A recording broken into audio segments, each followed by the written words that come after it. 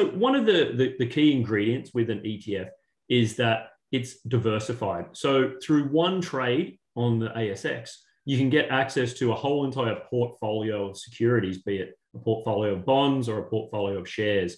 And, they're offering diversification. So you're not just exposed to one individual company.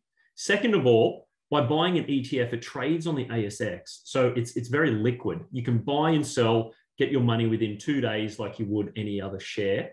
And then finally, I guess one of the best things with an ETF is that you're getting it very cheap. So, if you're looking to go for a non-listed type ETF, non-listed fund, then you're actually paying more. So an ETF is a very cost-efficient structure. It's very liquid. And also it's transparent. So you can see exactly what's being held in the ETF. Everything's published on a daily basis. So from that perspective, you're getting access to the income, but you're also getting access to a highly efficient kind of vehicle in which to do it. There is a risk. I mean, a risk with an ETF is that you can lose capital. Like any investment, yes, you can get some income, but the higher up the risk curve you go, the more income you might get, but the more risk you would wear. And there's various ranges of ETFs, being low risk ones and more high risk ones. But generally speaking, by buying an ETF, be it fixed income or equity based, then you are exposing yourself to a capital loss. And that would be the number one issue with investing your money in an ETF as opposed to putting it in the bank interest. Size doesn't really matter with an ETF. I mean, we've always said you should be investing in the actual manager, so that the manager's track record and history is generally more important than the size. But if we look at specifically something to do with an ETF, then size doesn't matter, because on screen we have market makers, and market makers put quotes on the buy and the sell side of the ASX. So you're always able to buy and sell an ETF at close to fair value. Unlike other instruments like LICs and things like this, the ETF, it's, as I said, holdings are transparent. So the market maker is able to price it at fair value. So at the moment, we manage 29 ETFs in Australia, and 9 of them would be income focused. And look, I mean, we're always looking for new opportunities. Nothing specific in the income space. However, our range of 9 that we currently have cover fixed income. They cover both index tracking, they cover active, and they cover global equities. So there's a whole range there, depending on your risk appetite and what type of income you're after in your portfolio. We are by and large an index tracking company. We produce a lot of passive index tracking ETFs, and they offer good returns, and we're generally focused on that on the equity side. When it comes to fixed income, we have obviously gone with active management in 2 particular areas, and one is emerging market bonds. So these are up and coming countries that are issuing bonds and their companies. So it requires a lot of a different skill set. So on that particular space, we believe that you're getting a better return if you're going with active management. So it really depends. However, the fact is, both of them have benefits and both of them have cons, I should say, as well. That said, it's all about cost, and index tracking has generally been a lower cost investment vehicle. Well, the primary reason that you'd want to invest in a listed actively managed ETF is that you have access to the ASX. So one, what price you're getting when you're buying and selling. So you can see it. You put the trade on yourself. And second of all, you'll have your money within 2 days, because that's the settlement period for the ASX is T+2. With an unlisted fund, you'll complete a form, you'll send it off to the manager. They will then go about selling down the position to generate the money for you. But that might not be on the day, and you won't know the exact price immediately. It will take some time, and then it might take up to 2 weeks to get your money. So from that perspective, the ETF that's listed is considerably more transparent, it's more liquid, and you have more certainty about the whole entire process. There is fee compression across the whole entire financial space. And you will find that these higher fee active and thematics will eventually compress their fees down. What you will find, though, at the moment is that a lot of these managers are putting in their own knowledge, experience, and really putting themselves out there when they launch these funds. And hence, they're wanting to generate a slightly higher fee. And with active development, it requires a lot more workers on the ground to analyze every company, so that they require a higher fee to cover off the higher costs. So by going down that route, it's a risk versus reward payoff. The index tracking in certain spaces are just outperforming a lot of the active managers. In some spaces, the active managers do outperform index. However, they're charging for that. So it really is dependent on the asset class and where you're looking to invest. However, I would say, look, the fees will come down as funds become more successful and more people invest in those asset classes or in these new thematics. There will be fee compression. And at the moment, it's really the new managers putting themselves out there to try and, to see if these new thematics will catch on. So thematic ETFs, by and large, if you look at kind of a broader definition, are about a mega trend. And that mega trend is something that should hold for a period of up to 30 years. So if we look at, I'll just use our examples, clean energy. We know that the world is pushing towards a clean energy focus. We know that's the way governments are now, putting in, opportunities and vested interests to push this ahead. So it's a long-term trend. Sure, a lot of the companies are doing really well in this space, but will they continue to do well? I would say potentially yes. So on that thematic, being clean energy, I think it's a long-term mega trend, as I said. And the same with our other one, like esports and gaming. So, at the moment, a lot of people don't realize that the gaming industry generates more revenue than the music and movie industry combined on an annual basis.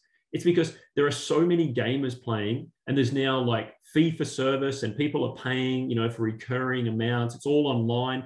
So previously, gamers used to go out and buy a video game and put it in their computer. Well, now they buy them online, and they're paying for new skins, they're paying for new updates. So the money is certainly considerably larger than what it has been.